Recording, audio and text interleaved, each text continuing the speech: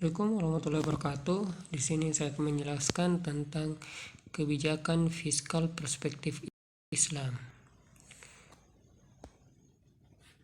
Yang pertama itu definisi dan konsep kebijakan fiskal. Kebijakan fiskal merupakan suatu kebijakan pemerintah dalam mengatur penerimaan dan pengeluaran dana dengan tujuan mencapai kestabilan ekonomi, pertumbuhan ekonomi yang berkelanjutan, dan pemerataan kesejahteraan masyarakat. Istilah fiskal berasal dari bahasa Latin fiscus yang berarti keranjang tempat menyimpan uang negara. Ada beberapa kebijakan fiskal yang memiliki beberapa fungsi utama, yaitu fungsi alokasi, yaitu mengarahkan anggaran untuk pembangunan ekonomi. Yang kedua, fungsi distribusi, yaitu mengatur pendapatan dan subsidi untuk meningkatkan kesejahteraan masyarakat. Yang ketiga, fungsi stabilisasi, yaitu menjaga kestabilan makroekonomi dan pertumbuhan ekonomi. Materi kedua itu kebijakan fiskal di masa Rasulullah Shallallahu Alaihi Wasallam. Kebijakan fiskal di masa Rasulullah memegang kekuasaan pemerintah pertama di kota Madinah. Ketika itu negara tidak mempunyai kekayaan apapun karena sumber penerimaan negara hampir tidak ada. Segala kegiatan dilakukan oleh Rasulullah dalam awal masa pemerintahan dilakukan berdasarkan keikhlasan sebagai bagian dari kegiatan dakwah yang ada.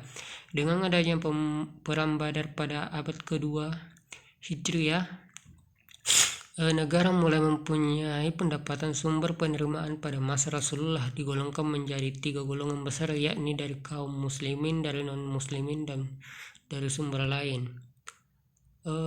Materi selanjutnya itu kebijakan fiskal di masa Khulafaur Rasyidin. Yang pertama, masa Abu Bakar As-Siddiq. Pada saat pemerintahan Abu Bakar As-Siddiq tidak banyak perubahan dan inovasi baru dalam sektor perekonomian negara disebabkan konsentrasi Abu Bakar terhadap eksistensi kaum muslimin dan Islam, maka kondisi keuangan masih sama seperti zaman Nabi Muhammad.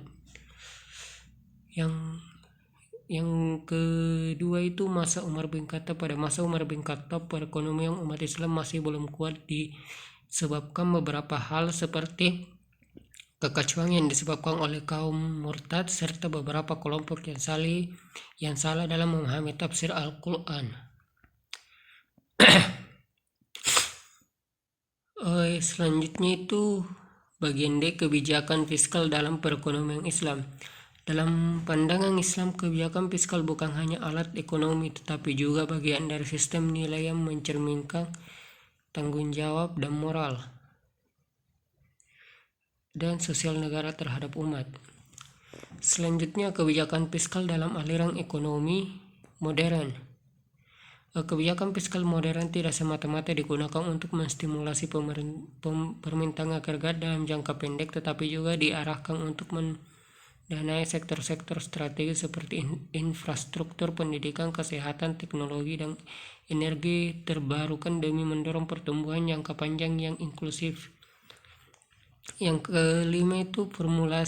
keenam, formulasi kebijakan fiskal Islam di era modern. Dalam lintasan sejarah ekonomi Islam, kebijakan fiskal telah menjadi instrumen penting dalam menjaga keadilan sosial, distribusi kekayaan, dan stabilisasi ekonomi umat.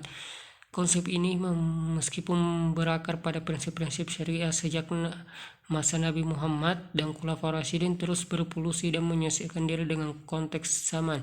Di era modern, kegiatan sistem ekonomi global ditandai dengan kompleksitas integrasi lintas negara dan dinamika pasar yang serba cepat. Baik, itulah tadi sekian penjelasan dari saya. Terima kasih.